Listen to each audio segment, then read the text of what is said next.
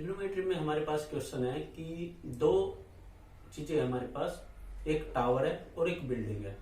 हमने पहले टावर के फिट से देखा, टावर के फिट में दो बिल्डिंग थी, दो चीजें थी, इधर टावर है लेफ्ट, इधर क्या है बिल्डिंग है।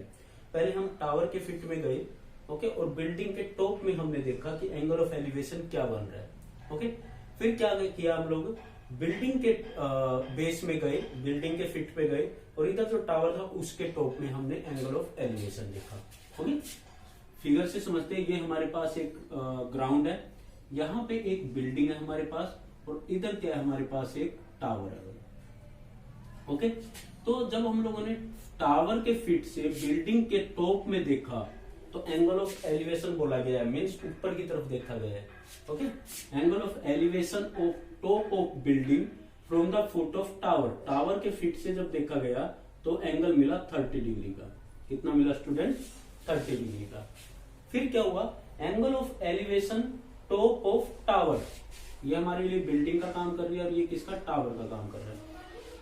यहां से अगर हमने देखा तो इस बार एंगल बना 60 डिग्री का। तब ये कैसा पता चले कि बिल्डिंग बड़ी है या टावर बड़ा है? सबसे पहला क्वेश्चन तो यही अराइज होता है। तो सिंपल सी बात है, आपके सामने एक छोटा सा मकान है, 2-4 मीटर की दूरी पे, 2-4 मीटर की दूरी पे एक बिल्डिंग है। आप मकान के लिए कितनी गर्दन उठाओगे और बिल्डिंग के लिए कितनी गर्दन उठाओगे? सिंपल सी बात है, जिसके लिए गर्दन ज्यादा उठी, जिसके लिए एंगल ऑफ एलिवेशन ज्यादा बना वो ज्यादा हाइट वाला है, जिसके लिए कम बना वो कम हाइट वाला है, ओके। तो क्या रहेगा हमारे पास, लेकिन पॉइंट क्या है, एक दूसरे के फुट है इसलिए डिसाइड हुआ, अदरवाइज लोकेशन पे भी डिपेंड करता है। हमने यहां से देखा 30 डिग्री का एंगल बना, यहां से 60 का बन रहा है, तो इसका मतलब टावर की हाइट क्या है, ज्यादा है। और टावर की हाइट कितनी दे रखी है क्वेश्चन में, 50 मीटर दे रखी है।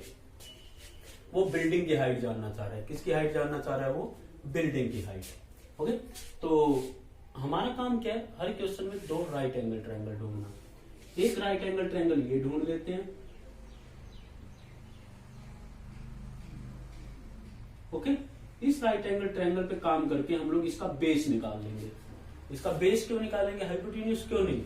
क्योंकि अगर मैं दूसरी बिल्डिंग देखूं, अगर दूसरी बिल्डिंग देखी जाए तो हमारे पास दूसरी बिल्डिंग का जो बेस है, दूसरी ट्रायंगल का जो बेस है, जो दूसरी ट्रायंगल देखेंगे उसका जो बेस है वो इसी ट्रायंगल का बेस तो है, कॉमन है ना। तो कम से कम दूसरी ट्रायंगल की एक साइड तो आए हमारे पास। समझ रहे हो स्टूडेंट्स? गुड। चलो काम शुरू करते हैं हम लोग। A B is the tower, C D is the building, okay. A B is the tower and C D is the building. C D हमारे लिए क्या है स्टूडेंट्स, बिल्डिंग है, ओके। तो चलो काम करते हैं इसके लिए हम लोग। इन ट्रायंगल ए बी सी,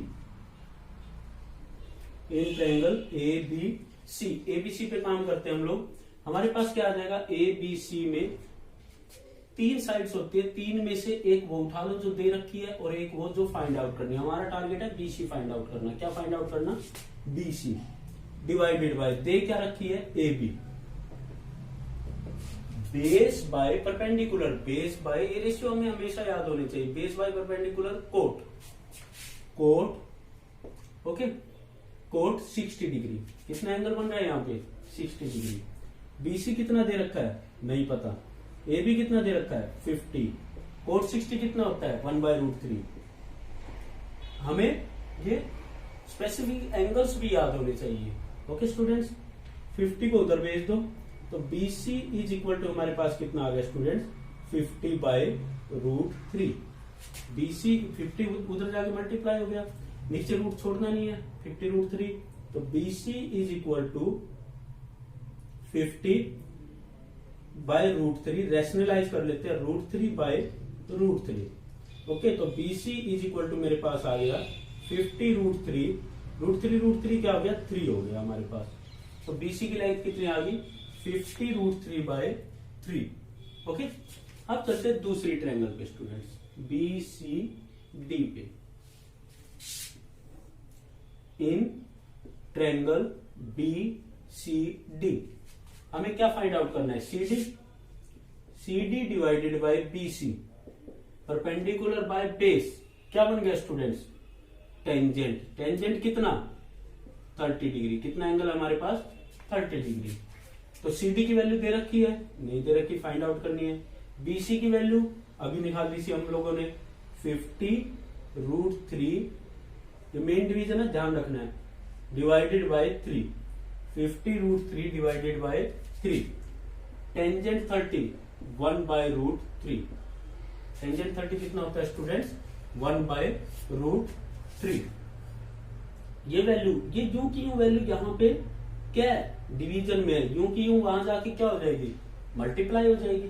अगर ये पूरी x होती तो इंटू x ही लिखते ना हम लोग।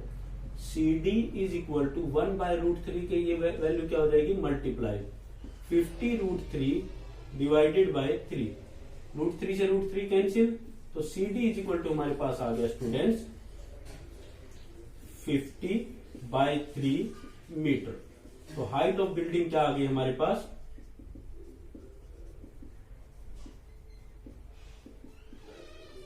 Height of building is equal to 50/3 metre. Okay students, thank you.